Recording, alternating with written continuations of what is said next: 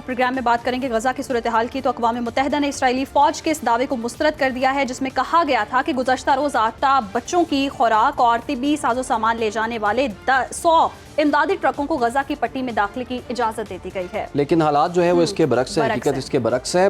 वहाँ पर क्या सूरत हाल है, आने वाले दिनों में क्या सूरत हाल हो सकती है, बात करेंगे माहिर बैन अक़वामी उमूर प्रोफेसर हुसैन आलम साहब से। प्रोफेसर साहब, आपके वक्त का बहुत शुक्रिया।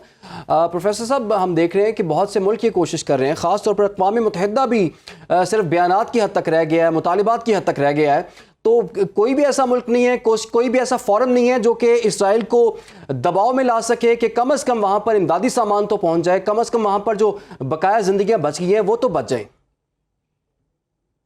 ऐसा है कि अगर हम फ्री ट्रेड एग्रीमेंट 2022 की बात देखें तो जो उनका इंपोर्ट बिल है इसराइल का वो 91.5 बिलियन है और जो उसका एक्सपोर्ट बिल है वो 61.7 बिलियन है। और ये सारा तब है कि जब दूसरे मुल्क उसके साथ कोऑपरेट करते हैं।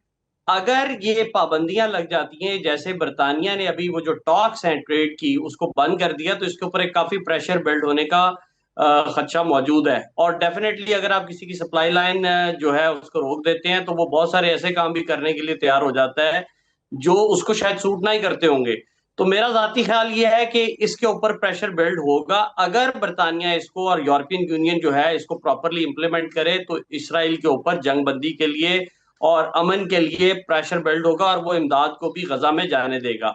रही बात ये कि 14,000 किलिंग्स का खतरा मौजूद है। अगर ये जो 100 इमदादी ट्रक या इससे ज्यादा ये नहीं बढ़ाता इमदाद को, इमदाद तो बहुत ज्यादा जाने के लिए तैयार है, लेकिन ये है कि वो इसराइल की रजामंदी और मर्जी के साथ जाती है।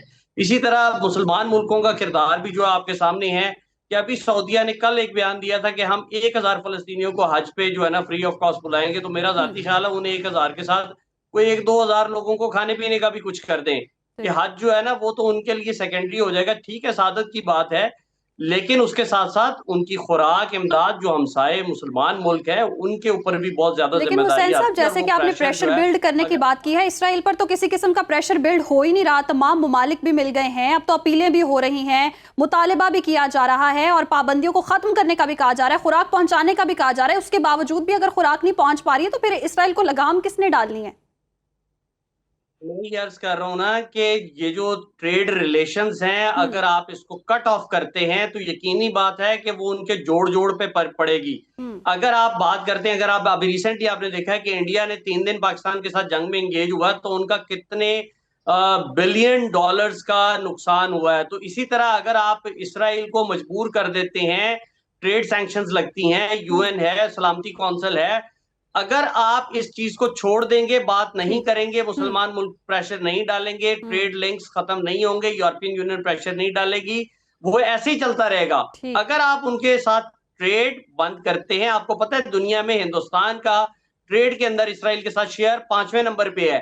तो ये तब तक पॉसिबल नहीं होगा जब तक सारे लोग, पूरी दुनिया यकमुश्त होकर इसके ऊपर कोई एक्शन नहीं लेगी। अदरवाइज तो लोग मरते रहेंगे और वो इसी तरह जुल्म और जबर की पॉलिसी जारी रखेगा। ठीक है, बहुत बहुत शुक्रिया आपका प्रोफेसर हुसैन आलम साहब, बड़े अहम नुकात आप और खास तौर पर जो तजारती पाबंदियों की बात की है, ये एक ऐसा मामला है जिससे इसराइल पर एक दबाव बढ़ सकता है और कम से कम ये हो सकता है कि जंगबंदी का मरहला जो आगे बढ़ सकता है। का मसला है, तमाम ममालिक को चाहिए और डेफिनेटली ये एक्शन लेना चाहिए कि ट्रेड बंद की जाए ताकि इसराइल पर प्रेशर आए और वहाँ जो बच्चों की जिंदगियों को खतरा है वो जी मामला संभल सके।